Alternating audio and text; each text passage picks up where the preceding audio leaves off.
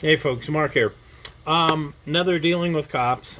Today is don't do anything that could be seen as an attack behavior.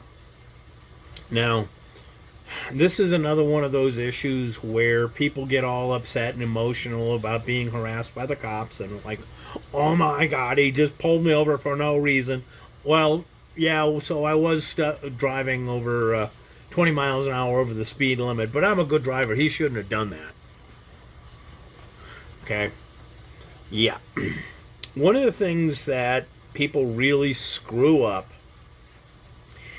is they do not realize how many cops are killed in the line of duty. And there's a growing trend out there of people who believe that they have the right to fight, escape, and flee from cops. The one thing I really, really hope nobody does is listen to the idea of, well, what if I have the right to physically resist illegal use of force against me?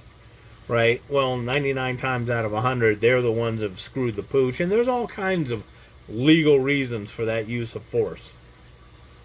But cops are getting edgy about this because people are getting edgy. They start being very, they start any and all interactions with cops on a level of hostility. Now, there is a thing called officer safety, and it really is something you need to consider if you don't want to get your ass shot by a cop. Do not do anything that the cop can interpret as you initiating lethal force against him. Okay, it's pretty simple. Now, here's the thing that, I mean, let's say I'm wearing a jacket, and this is a rather slow BAM! Right? Um, you know, when lethal force is involved, it can go from words to deadly really, really quick.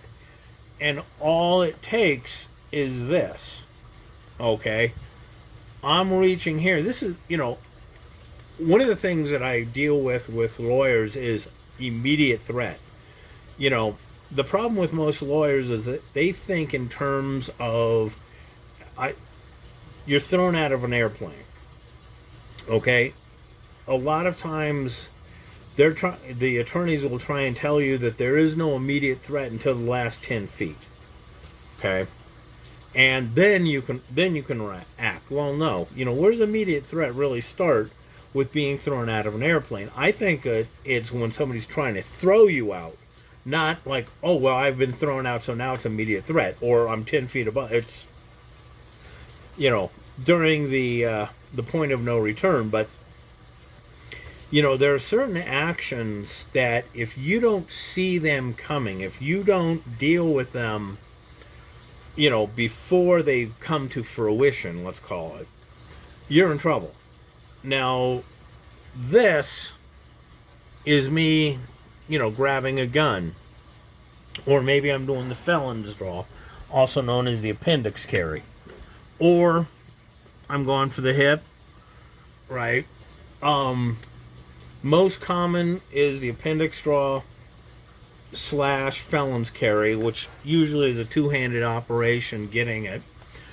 Equally common is the lean and grabbing one on the hip, or actually less equally common, but it is common, but less than the shoot your wee wee off. And then there's the shoulder holster. Those are really three common ways to carry a gun.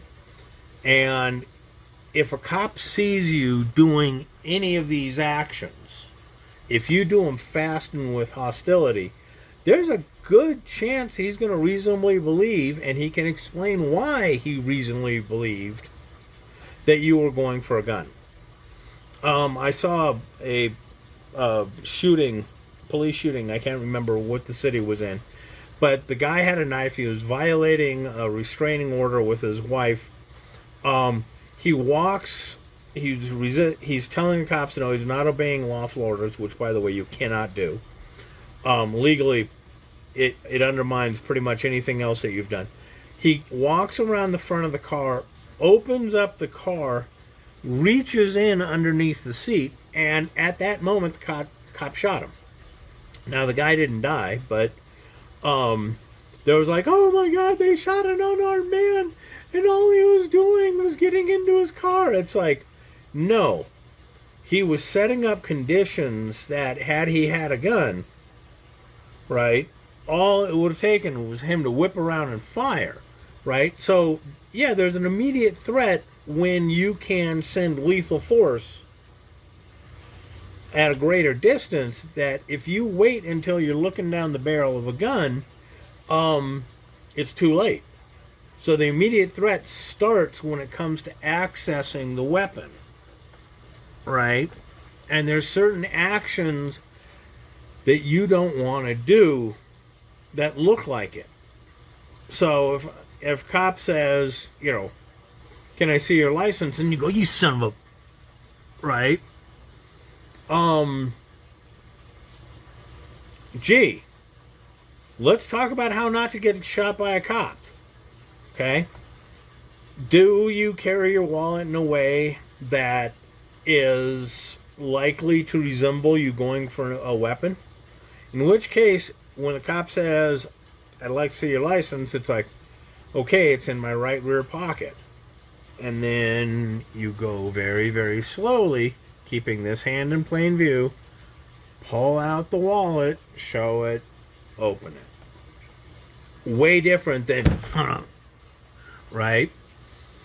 But a lot of people think that they can get emotionally upset, and they have the right, and you can't tell them not to get emotionally upset, and they're going to do stuff that really does look like you're about to attack the cop.